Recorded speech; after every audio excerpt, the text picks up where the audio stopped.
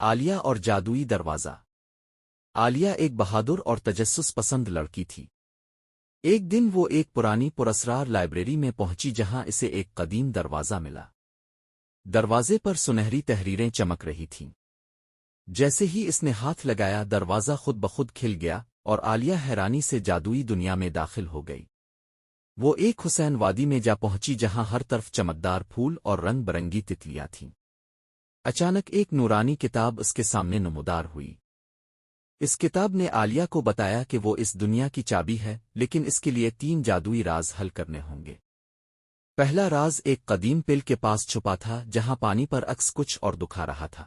عالیہ نے غور کیا اور بولا، یہ پل وقت کا آئینہ ہے، اور پل چمکنے لگا۔ اس کا پہلا امتحان مکمل ہو گیا۔ دوسرا راز ایک چمکدار غار میں تھا جہاں ہزاروں بند دروازے تھے۔ ایک پراسرار آواز آئی، صحیح دروازہ وہی ہے جو تمہارے دل کا عکس ہے۔ عالیہ نے ایک دروازہ چنا اور وہ سونے میں بدل گیا۔ دوسرا امتحان بھی مکمل ہو گیا۔ تیسرا اور سب سے مشکل راز ایک اونچے برج میں تھا جہاں ایک جادوئی چاند اسے دیکھ رہا تھا۔ چاند نے پوچھا، سچائی کیا ہے؟ عالیہ مسکرا کر بولی، سچائی وہ روشنی ہے جو اندھیرے کو ہرا دے، اور پورا برج روشن ہو گیا۔ اب عالیہ جیت چکی تھی۔ جادوئی کتاب نے کہا، تمہاری بہادری نے اس دنیا کو آزاد کر دیا۔ اچانک ساری دنیا روشنی میں گھلنے لگی اور عالیہ خود کو اپنے کمرے میں پایا، لیکن اس کے ہاتھ میں وہی سنہری چابی تھی جو اس جادوئی دنیا سے ملی تھی۔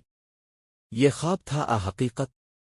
عالیہ مسکرائی کیونکہ اب وہ جان چکی تھی کہ جادوئی دنیا کہیں نہ کہیں ضرور موجود ہے۔